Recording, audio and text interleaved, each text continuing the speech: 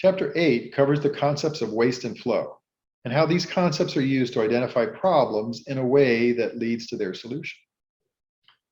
The first video reviews the concept of waste, defines the 4 basic types of waste, and explains how each type of waste is associated with certain kinds of signals that everyone can look for. The video shows how waste is an intuitive and visual method, which does not require experts and can be learned and applied by everyone. Waste provides a shared vocabulary or lens for managers and employees to work together in recognizing problems. The second video goes into detail on the 4 types of waste, which include defects, weighting, wasted effort, and wasted materials. Each waste type is discussed, and various examples of the waste type and the associated signals are presented. The third video explores the related concept of flow, which provides a definition of what perfect work looks like. The concept of flow enables managers and employees to jointly work towards the goal of producing exactly what process customers need in a swift, productive, and safe manner. The need to recognize different units of flow is also discussed. The fourth video homes in on the idea of customer needs, which is necessary to understand the concept of waste. Identifying customer needs at the process level is surprisingly difficult, but can provide many important insights into how to better design and improve a process. The fifth video shows how the Gemba walks that were covered in the first part of this book are also very useful in observing how work is actually being performed in the field. The ability to carefully observe work in progress is an important skill that needs to be developed in order to better recognize the existence of waste. The last video provides instructions on how to use a waste assessment worksheet to identify specific points of waste using waste signals, and then to speculate on the possible reasons for that waste, which can help to point towards possible solutions. This worksheet is available as a PDF download.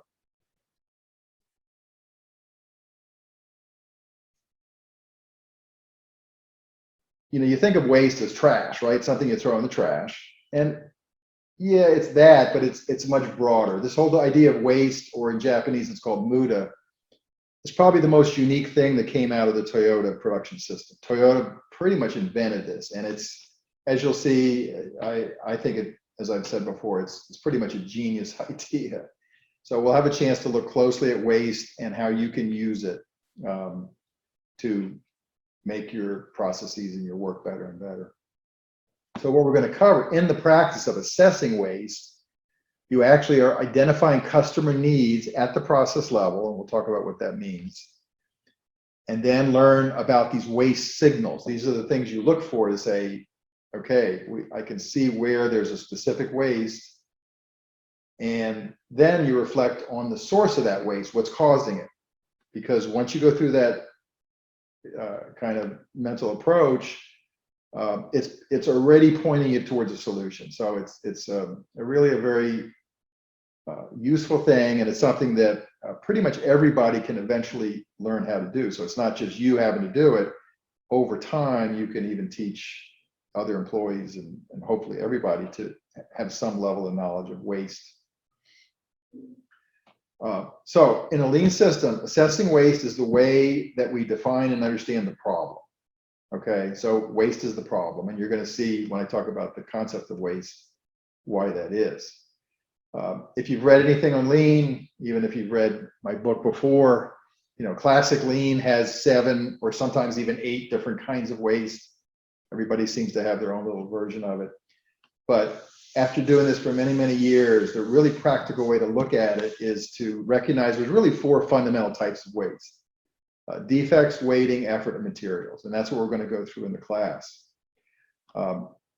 As you learn what these 4 waste types are and what signals are attached to them, I like to think of it as like a lens. It's like it lets you see the work and recognize these problems, but in a special way that kind of points towards their solutions. Okay. So you can see here we've got down the side the waste types. So defects, weighting, effort, and materials. And as I said, think of these like a lens. These are your way of understanding where the problems are. You can have a defect problem. You have a problem with waiting, a problem with effort, and a problem with materials. The reason this is so powerful, there's a few reasons. I mean, one is it's relatively simple. So it's something that is very accessible to a lot of people. Secondly, it's incredibly powerful. And the reason is that, as you're going to see, when you start looking at work using these 4 wastes as a lens, you not only can recognize a waste, but it is pointing you towards a potential solution. So it kind of gives you the whole mechanism for finding problems and fixing problems in a simple way.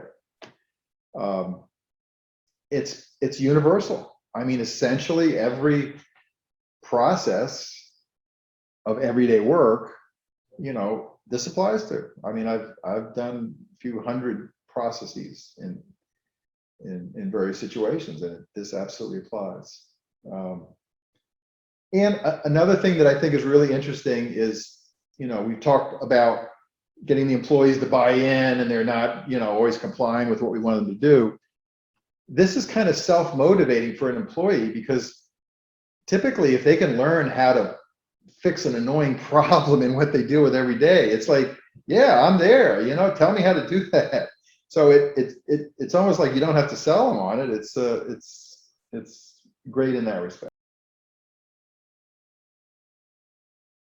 The type of waste, the common waste signal then these are the things that you would be trying to recognize and look for. Okay, so a defect is any kind of error, a mistake, any kind of problem with a product or service where the customer really wasn't satisfied, or you had to rework. So reworking is a really important waste signal. Reworking an activity because there was a problem. So let's look at some sample points of waste. These are kind of examples of where you might see this. Overcooking a steak in a restaurant, right? So obviously it's not what the customer wanted. You had to go back and recook it. You had to rework that particular part of it. Sending an email to the wrong person. Okay, you have to now send it to the right person. Missing information in an application form. Whoever needed that application form, maybe an internal customer, didn't get what they needed. Now, I do say here, customer did not get what was promised. And the reason I don't say their needs is because you always have to think in terms of, all right, what am I promising to do with this process? Because, I can't necessarily meet all the needs of the customer. Like in our wholesale business, when we were in the business of selling to cabinet shops and furniture makers, our catalog represented our promise, because the catalog contained about 5,000-6,000 items that we promised to have in stock, even though we could order hundreds of thousands. So that was the promise of their ordering process. So if they ordered and we were out of stock, we didn't meet their promise. So that was a defect. But I can't promise to give them a bloom slide because I don't have the bloom line. So even though maybe they need it, that's not part of the promise. So anyway, that's the idea of defects. Waiting longer than necessary to serve the customer. Okay. Now you're going to see all 3 of these have this kind of longer than necessary, more than necessary. So there's some judgment here. I mean, this is not, a scientific formula, but it's meant to be a common sense lens to help you point towards problems. So what are the common waste signals there? Customers are upset because of delays.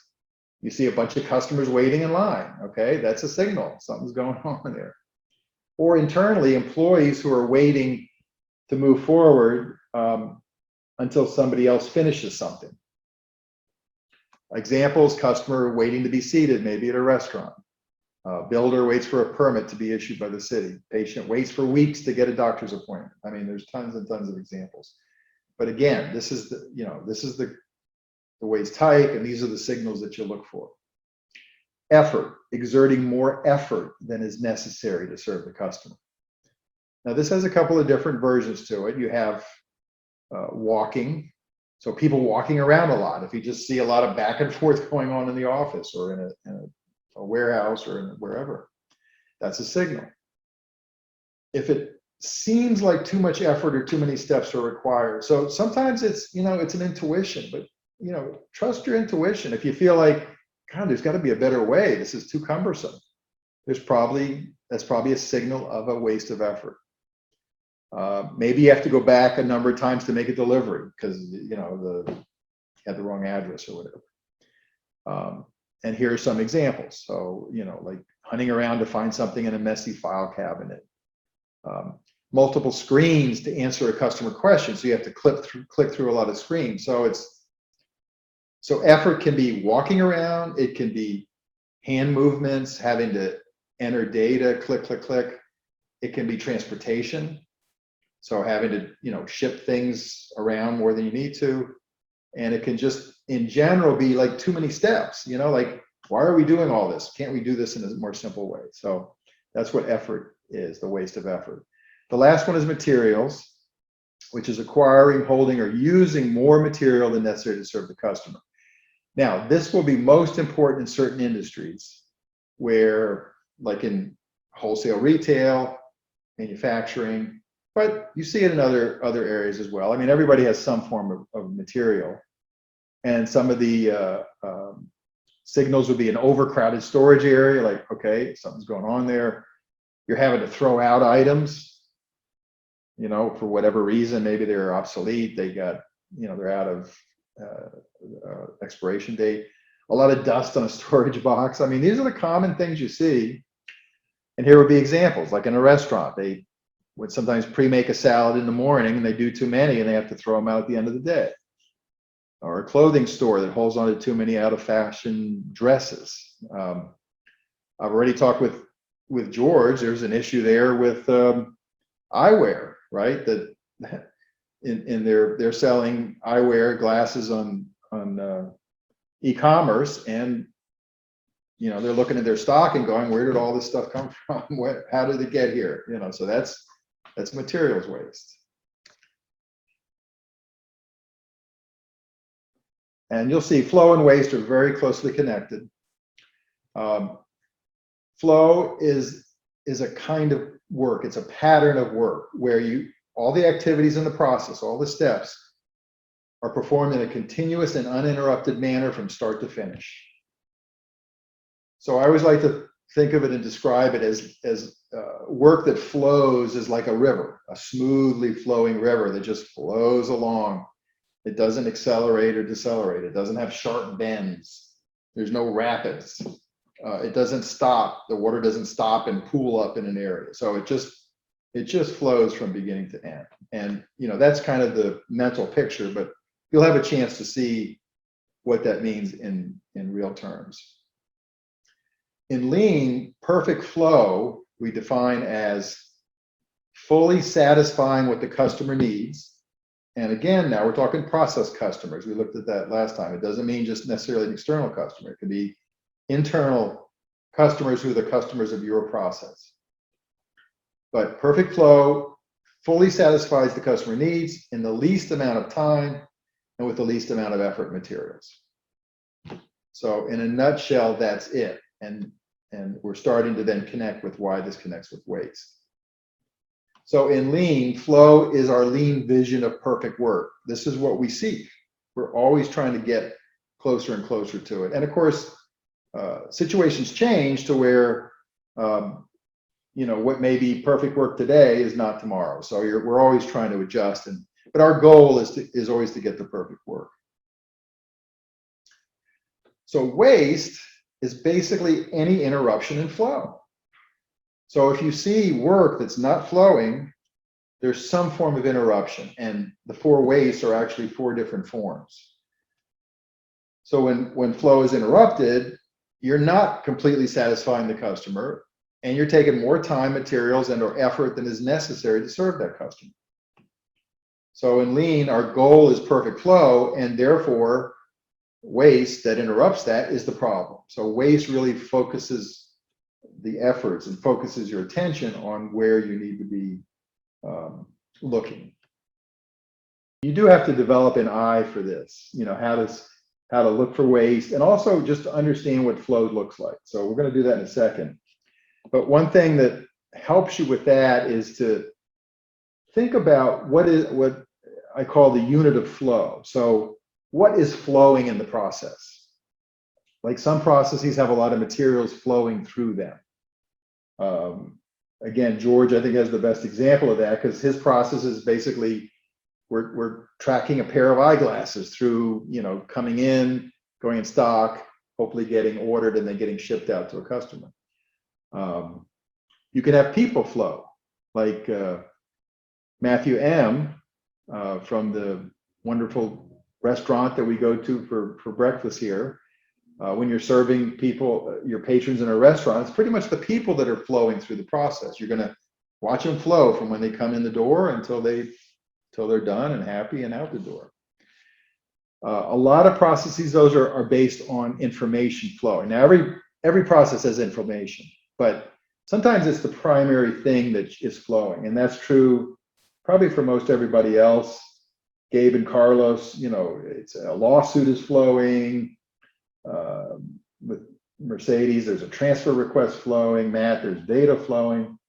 And sometimes that includes dollars as well. We kind of think of dollars as a special form of information. So Ben, I know you're trying to invoice and collect some funds. So that's fundamentally information.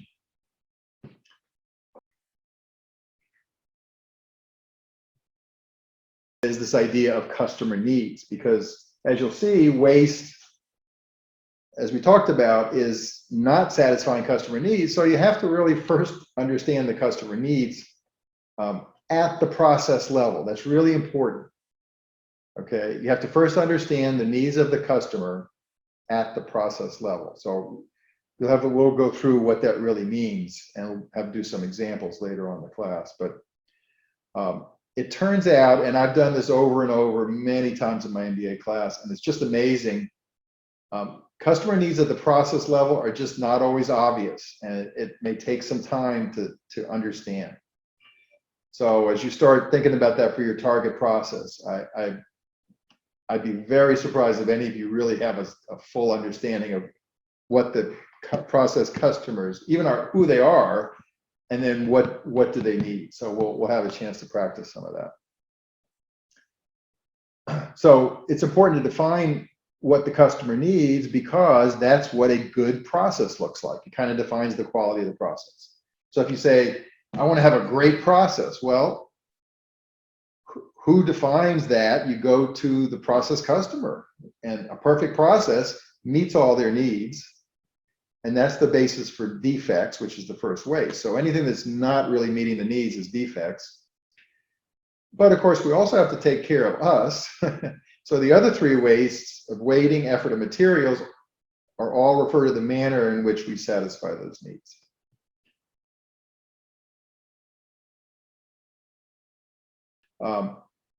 There's a few different things going on here. But basically, one of the most important is it's an opportunity for managers to observe and learn about the work as it's actually being practiced.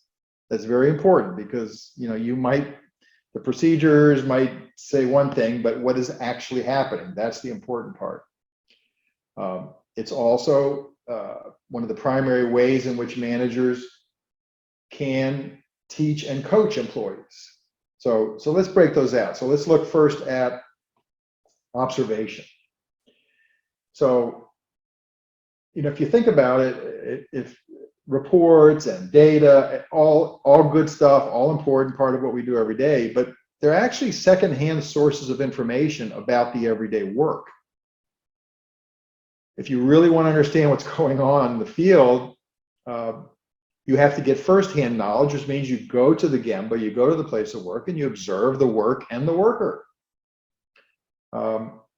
And as I said before, it's a skill. You have to develop it, and it's actually more difficult than you think. So it's something that you have to practice.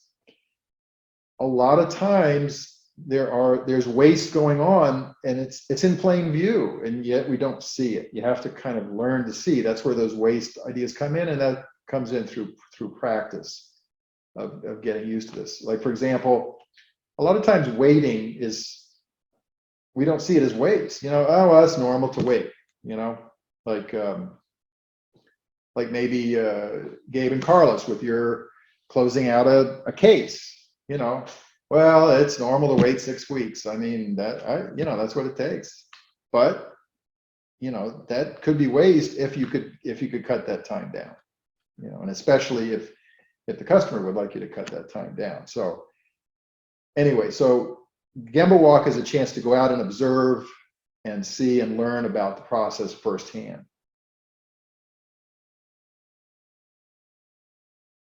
So here I'm using the example that we had from before of this support ticket handling from our good friends at X Solutions. Process customers are the clients under contract who are being serviced.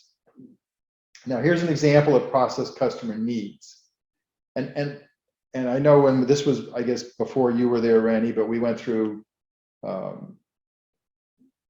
you know, some what's called a Kaizen event, which is a different thing that kind of goes beyond this course. But where you sit down and do what you're doing is trying to understand what's the process, map it out, and what are the customer's needs. And customers, when they make a request, they want their request acknowledged. You know, that wasn't immediately obvious, but when they, you know, they don't want you just to go start working on it. They want to know, yeah, I got your request. They want the request promptly satisfied, and they want it verified with them that, yeah, it's okay. They don't want hassles, and they don't want to lose any data. So that's kind of it. You know, that defines a great process. If you can handle your support tickets and do all of this with minimal waiting, effort, and materials, you got a great process. It's as close to perfect as you can get. Now, so here's some examples, and I went ahead and put in under defects. Rennie, you mentioned last class that, you know, there was some issues with not understanding what the client was saying. You know, one of your techs was not understanding it. So the signal observed is client upset that they didn't, hey, you didn't understand my issue. Client need was not met. Client promise was not met.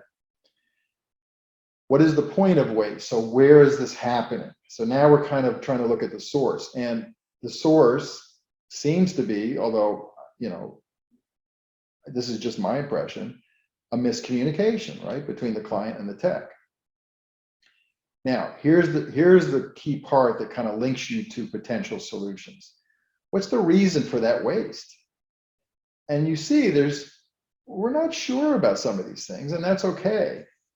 Because in the real world, there's often a number of different reasons, and this is why this whole thing is kind of a cycle of, well, we're going to identify the problem, we're going to think about some possible reasons, and then maybe we'll try out something. But so here's some of the reasons that came to my mind. And well, Randy, you mentioned this before. Oops, sorry. Language or culture difference between the client and the tech. But other possibilities. How about insufficient training of the tech? Maybe it was a training issue. Maybe the client, you know, and I know a lot of clients are very not tech savvy, and maybe they were unable to communicate a technical problem. Maybe it was an unusual client. So that would be what you would do to kind of lay out the waste. You're doing a waste assessment of this process. Waiting. All right, some clients are complaining response time is too slow. Now, that's not real. I made that up. But let's say they were, and you might, as a point of waste, say, okay, yeah, I do see the average response time last week was 2 hours longer than our standard. Again, I'm making it up. And you'd have to say, why? Well, maybe, hey, we just hired two new techs, and maybe they need more training. Maybe it was just an unusual number of, you know, percentage of tickets that needed escalation. Who knows? You know, you have to dig into this. But once you can begin to understand the reasons, that can point you to solutions. Effort. You know, maybe the techs feel that too many steps are needed, just kind of this intuition. Wow, this just seems like too much. Maybe they're feeling fatigued when they use that particular support system. I don't know. I'm, again, making it up. Are there unnecessary clicks in the way you navigate through the system? Gabe, this kind of talks to what you were just saying. You were having to do a lot of clicks to search through the file folders and so forth. Is it maybe duplicate data entry? Okay. Now, materials, you don't have to fill in every row. I mean, this is just, maybe you just even fill in one row.